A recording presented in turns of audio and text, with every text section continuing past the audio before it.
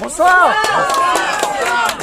Et merci pour votre formidable accueil toute l'après-midi dans la déambulation à travers Lyon et ce soir dans cette permanence dont on sent qu'elle est déjà le cœur battant d'une campagne chaleureuse, attendue et qui porte fort vers la victoire.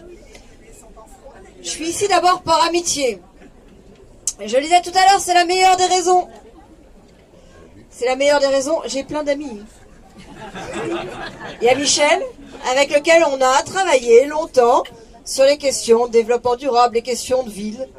Il y a Philippe, il y a Nora, il y a Emmanuel, il y a Michel, avec lequel on est tout proche dans l'hémicycle. Il y a Dominique, il y a Inès, ils sont tous là. Il y a aussi des amis dans la région. Tout à l'heure, j'étais à côté de Diane, il y a d'autres villes autour sur lesquelles on compte. L'amitié, c'est la meilleure raison et c'est le meilleur motif. Mais il y en a un autre.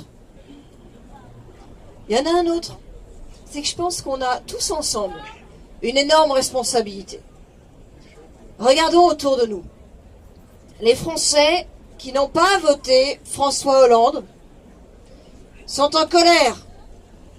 Ils sont en colère de ce qui se passe.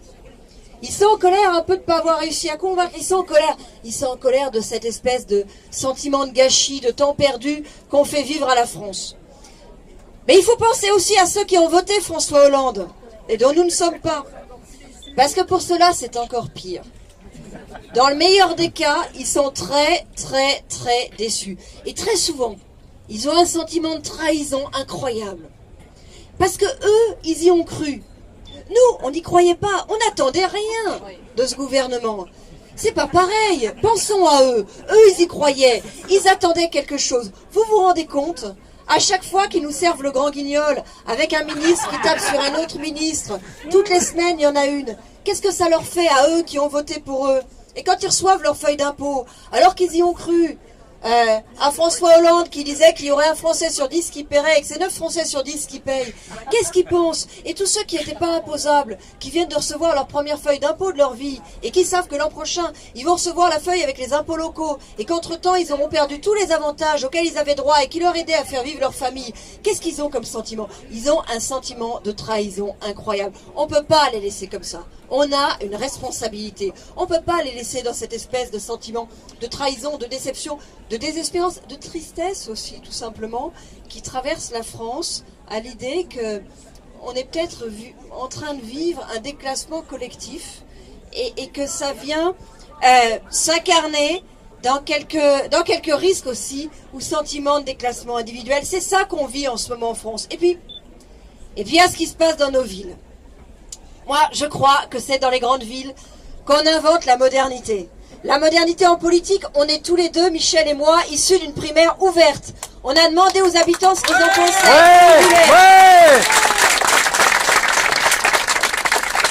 C'est dans les grandes villes qu'on invente des politiques modernes qui transforment la société, qui transforment l'économie, une nouvelle compétitivité qui passe aujourd'hui par l'écologie, par le numérique.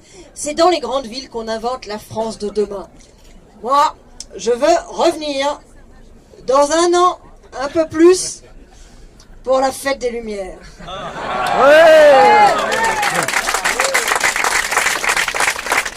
C'est beau la fête des Lumières. C'est une bonne raison pour venir. Et puis, j'aimerais venir dans des fonctions un peu différentes et être accueilli par toi dans des fonctions un peu différentes. Et qu'on puisse se retrouver ici ou ailleurs et se dire tous ensemble.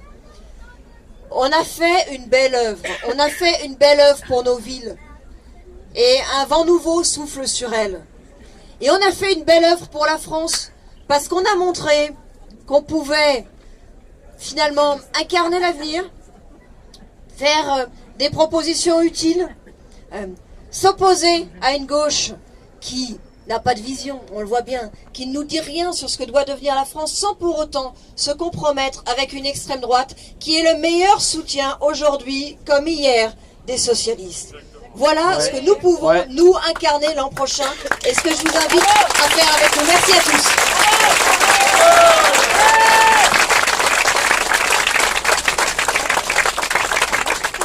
Merci Nathalie, merci à vous tous. Le pot est ouvert, c'est une inauguration et le pot de l'amitié se déroule des deux côtés de la permanence. Voilà, chez Amélie Crêpe et au Cintra. Mais juste avant, nous allons faire avec Nathalie, alors là, une opération de flash code pour lancer le site internet. Alors, il faut flasher où on va faire... c'est en bas sur l'affiche. Ici, c'est Nathalie qui le fait. Attention. On va reculer. Check. Est-ce que ça reconnaît?